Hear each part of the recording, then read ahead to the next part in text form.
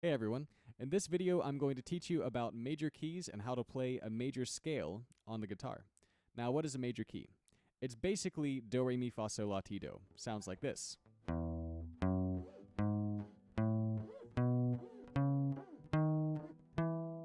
Or like this.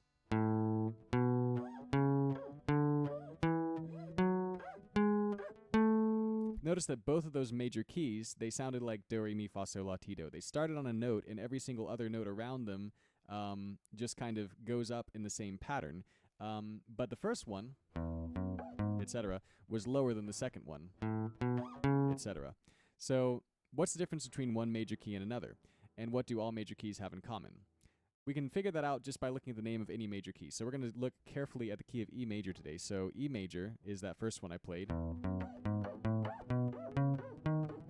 and has two parts to the name, E and major. So E means the first note that you're going to start on before playing the rest of your scale.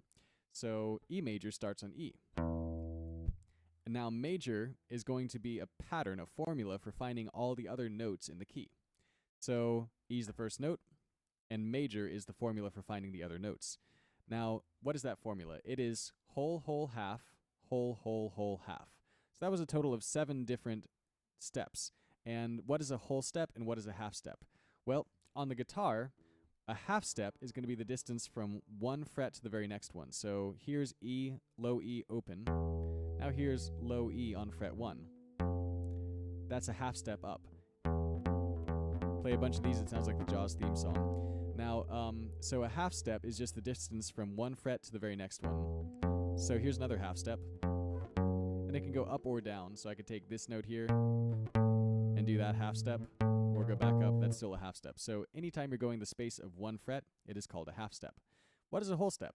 Well, there's 2 halves and a whole, so in the same way, just like with fractions, we're gonna make the same assumption, and is correct, that with music, a half step, 2 half steps will be a whole step. So if I go one fret to the next one, it's a half, but if I go from one fret and skip one and then go to the next one, that's a whole. So if I jump 2 frets, that's a whole step. Whole steps here. So this formula, whole, whole, half, whole, whole, whole, half, means that you can find a total of 7 distinct notes in your key using the distances between the notes of wholes and halves that are named in the formula. So you got to memorize it. Whole, whole, half, whole, whole, whole, half. You could think 2 wholes and a half, 3 wholes and a half. That's one way to remember it. So in the key of E major, you can play this along with me. So I'm going to start with E open. So basically E string fret 0. So the first thing in the formula of whole, whole, half, whole, whole, whole, half is a whole step. So here's note 1, and it is important that we're numbering it, so pay attention to these numbers. Note 1 is E, the note that the key is named after. Then note 2 is a whole step up, so 2 frets. Note 3 is a whole step up, so 2 more frets. I'm on fret 4 now. Then note 4 is a half step up, so I'm on fret 5, where there's a dot on my guitar. And then note 5 is going to be a whole step up from that. So that's going to be fret 7, also has a dot in my guitar. Then another whole step to note 6, and that's fret 9, has a dot in my guitar.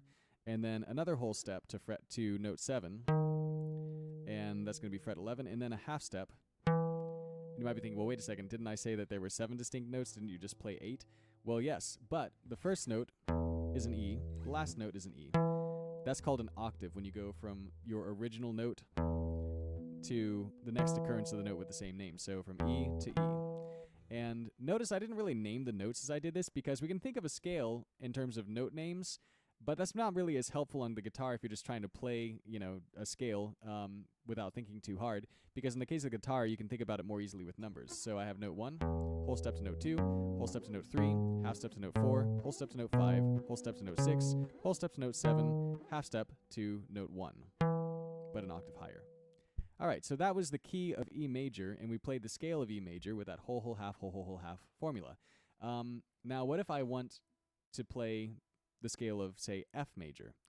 Well, there's 2 parts in the name, just like every single key.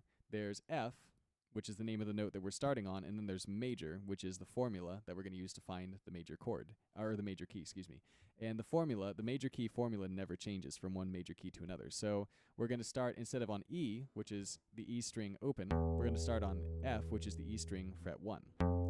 And now we're going to do the exact same formula. So whole, whole, half, whole, whole, whole, half. So still sounded like do, re, mi, fa, sol, la, ti, do, just we were starting one note higher. So that's basically the theory behind a major key.